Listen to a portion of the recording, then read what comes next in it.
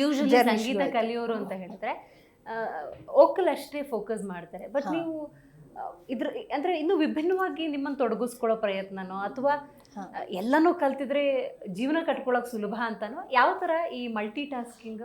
Actually ಅವಾಗ ಆ plan ಇರಲಿಲ್ಲ, ಅಂದ್ರೆ ಬಟ್ ಆಕ್ಚುಲಿ ಇವಾಗ ಯೂಸ್ ಆಗ್ತಿದೆ. ಅಂದ್ರೆ ಅವಾಗ ಇದ್ದಿದ್ದು ಅಂದ್ರೆ ಹಾರ್ಮೋನಿಯಂ ನುಡಿಸ್ತಾ ಇದ್ದೆ ಮನೇಲಿ. ಚಿಕ್ಕ ವಯಸ್ಸಲ್ಲೇ ಯಾರು ಹೇಳ್ಕೊಡ್ದೆ ನಾನು ಹಂಗೆ ನುಡಿಸ್ತಾ ಇದ್ದೆ ಹಾರ್ಮೋನಿಯಂ. ನಮ್ಮ ಅಮ್ಮನ ಆಶ್ಚರ್ಯಪಡೋ ನೀ ಹೆಂಗ್ ಗೊತ್ತಾಗುತ್ತೆ ಇದೆಲ್ಲ ಅಂತ. ಅದೇನೋ ನುಡಿಸ್ತಾ ಇದ್ದೆ.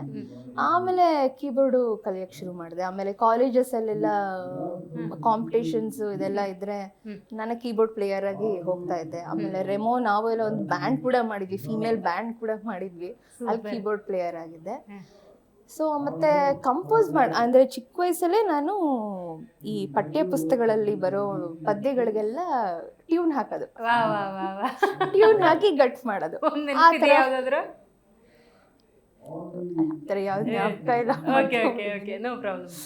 ಹಿಂದಿ ಒಂದು ಪದ್ಯ, ಇದು ಪದ್ಯದ ತರ ಹಾಡಿದ್ದಿಲ್ಲ, ನೀವೇ ಟ್ಯೂನ್ ಹಾಕಿ ನಿಮಗೆ ಹೆಂಗ್ ಬೇಕು ಹಂಗೆ ಕಲ್ತಿದ್ದಿದೆ ಎಕ್ಸಾಮಿಗೆ.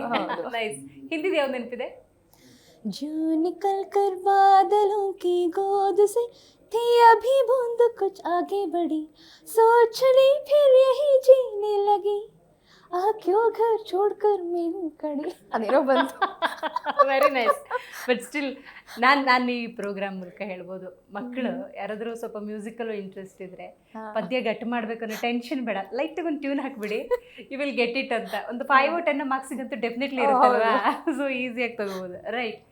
ಯಾವತ್ತಾದ್ರೂ ಕನ್ಸ್ಕೊಂಡಿದ್ರ ನಾನು ಪ್ಲೇಬ್ಯಾಕ್ ಸಿಂಗರ್ ಆಗ್ತೀನಿ, ನನ್ನನ್ನು ಒಂದಷ್ಟು ಜನ ಗುರುತಿಸ್ತಾರೆ, ನಾನು ಈ ಕ್ಷೇತ್ರದಲ್ಲಿ ಬದುಕನ್ನು ಕಟ್ಕೊಳ್ತೀನಿ ಅಂತ? ಅದೇ ಹೇಳ್ದಂಗೆ ಚಿಕ್ಕ ವಯಸ್ಸಿನಲ್ಲಂತೂ ಏನೂ ಇರಲಿಲ್ಲ, ಸುಮ್ಮನೆ ಹಾಡ್ತಾ ಇದ್ದೆ ಅಷ್ಟೇ. ಅಮ್ಮ ಏನು ಹೇಳಿದ್ರು ಅದನ್ನ ಹಾಡ್ತಾ ಇದ್ದೆ.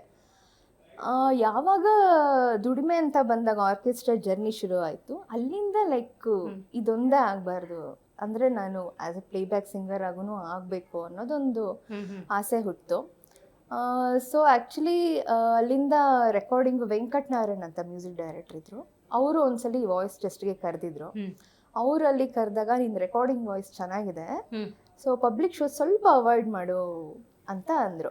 ಓಕೆ. ಅಂದರೆ ವಾಯ್ಸ್ ಮೇಂಟೈನ್ ಮಾಡೋದಕ್ಕಾಗಲಿ ಈ ಕಡೆ ಕಾನ್ಸಂಟ್ರೇಟ್ ಮಾಡು, ರೆಕಾರ್ಡಿಂಗ್ ಕಾನ್ಸಂಟ್ರೇಟ್ ಮಾಡು, ಬಿಕಾಸ್ ನಿದ್ದೆ ಕೆಡೋದು, ತುಂಬ ದೂರ ಜರ್ನಿ ಮಾಡೋದು ಇವೆಲ್ಲ ವಾಯ್ಸ್ ಹಾಳು ಮಾಡುತ್ತೆ. ಈ ಕಡೆ ನಿನ್ನ ವಾಯ್ಸ್ ಚೆನ್ನಾಗಿದೆ ರೆಕಾರ್ಡಿಂಗಲ್ಲಿ, ಇದನ್ನ ಕಾನ್ಸಂಟ್ರೇಟ್ ಮಾಡು ಅಂತಂದ್ರು. ಅದು ಸ್ವಲ್ಪ ನಾನು ಸೀರಿಯಸ್ ಆಗಿ ತೊಗೊಂಡೆ ಅವಾಗ.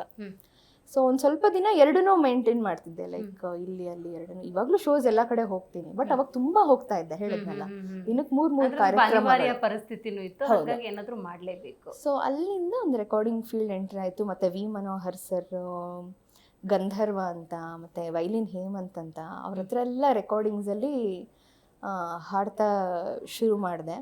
ಸುಮಾರು ಒಂದು 25-30 ಚಲನಚಿತ್ರಗಳಿಗೆ ಹಾಡಿದ್ರು ಲೈಕ್ ಅಂಥದ್ದೇನು ಎಲ್ಲೂ ಯಾರು ಅಷ್ಟು ಗುರ್ತಿಸ್ಕೊಂಡಿರಲಿಲ್ಲ. ಕೆಲವು ಸೀರಿಯಲ್ ಟೈಟಲ್ ಸಾಂಗ್ಗಳು ಹಾಡ್ತಾ ಬಂದೆ.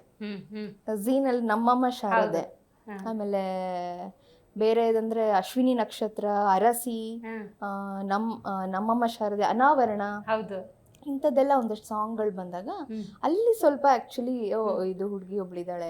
ಮತ್ತೆ ಕೋರಸ್ ಎಲ್ಲ ಹಾಡಕ್ಕೆ ಹೋಗ್ತಾ ಇದ್ದೆ. ಕೋರಸ್ ಹಾಡ್ಬೇಕಾದ್ರೆ ಎಷ್ಟೋ ಜನ ಹುಡುಗಿ ವಾಯ್ಸ್ ಚೆನ್ನಾಗಿದೆ ನೋಡೋಣ ಅಂತ, ಹಂಗೆ ಅದು ಶುರುವಾಗಿದೆ. ಇಕ್ದಮ್ ನನಗೆ ಆ್ಯಕ್ಚುಲಿ ಏನು ಸೋಲೋ ಸಿಗಲಿಲ್ಲ. ಬಟ್ ನನ್ನ ಫಸ್ಟ್ ಸೋಲೋ ಸಾಂಗು ಉಯ್ಯಾಲೆ ಉಯ್ಯಾಲೆ ಅಂತ, ತಿಮ್ಮ ಚಲನಚಿತ್ರದ್ದು. ಅದು ನನ್ನ first solo song actually. So ಹೆಂಗಿತ್ತು ಆ ಎಕ್ಸ್ಪೀರಿಯನ್ಸ್? ತುಂಬಾನೇ ಚೆನ್ನಾಗಿತ್ತು.